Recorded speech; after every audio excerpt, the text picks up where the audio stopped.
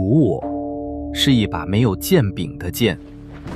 19世纪有2个人同时握住它，一个想让光属于所有人，一个让光开始计费。结果，文明选择了后者。这不是天才与商人的故事，这是当无我出现时，你用什么样的我去承载它。特斯拉的创造方式几乎不可思议，他在脑海中构建电机，推演磁场，测试路径，没有图纸，没有样机。当他进入无我状态时，那里没有贫穷，没有社交恐惧，甚至没有特斯拉的名字，只有结构本身。那是一种彻底的专注，也是一种技术形态的无我。当我退场，自然法则直接运行。在人类历史上，那是一个罕见的瞬间。能源或许可以摆脱匮乏逻辑，世界或许不再围绕争夺运转，那是一种接近理想的方向。特斯拉希望能源能够自由传播，很多人说他天真，但必须说清楚，慈悲并不是善与恶的对立，它不是压制欲望，也不是消灭竞争。他只是看见，欲望来自匮乏，控制来自不安，垄断来自恐惧。当你理解这些结构，却不再被他们驱动，那才叫慈悲。爱迪生不是恶人，他只是顺着结构运转。特斯拉也不是圣人，他只是试图改变结构。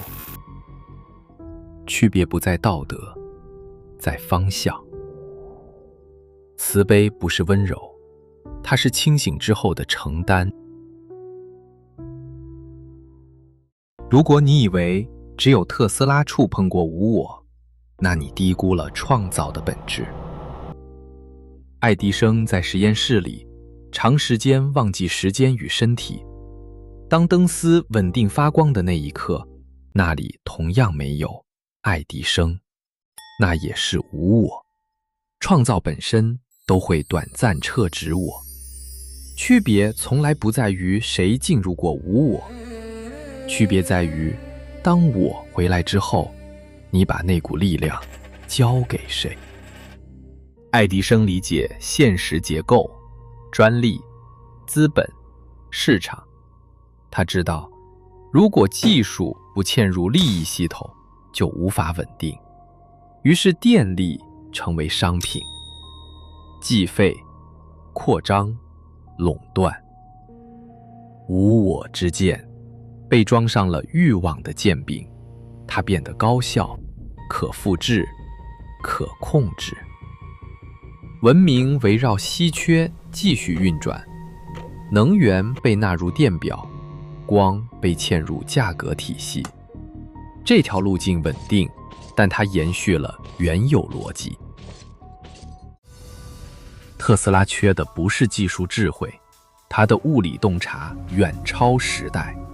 它缺的是现实运行层面的智慧，那是一种理解人性重力，理解利益博弈，却仍然能够守住方向的能力。他试图用纯粹的技术与理想直接改变结构，但慈悲如果没有结构智慧护持，就像赤手握剑，锋利却容易伤己。这不是对错，是维度差异。当无我被不同的我承载，文明的味道会完全不同。欲望承载的无我让技术嵌入控制体系，慈悲承载的无我让技术尝试松动稀缺逻辑。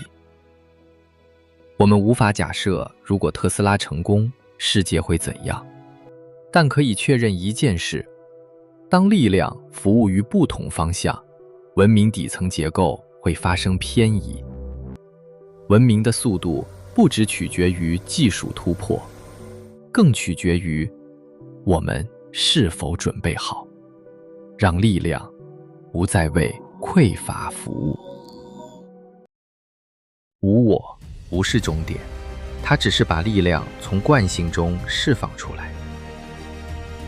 真正的问题是，当力量回到你手中，你选择成为谁？特斯拉用慈悲握剑，爱迪生用欲望握剑。文明留下的轨迹由此不同。无我是一把没有剑柄的剑，谁都能拿起，但如果没有慈悲，力量会走向控制；如果没有智慧，慈悲会走向牺牲。下一季我们谈慈悲，不是因为它温柔，而是因为没有它，力量只会反复成为重力。星际文明不需要一张计费单，它需要一种能让能量自由流动的大慈悲与大智慧的结构。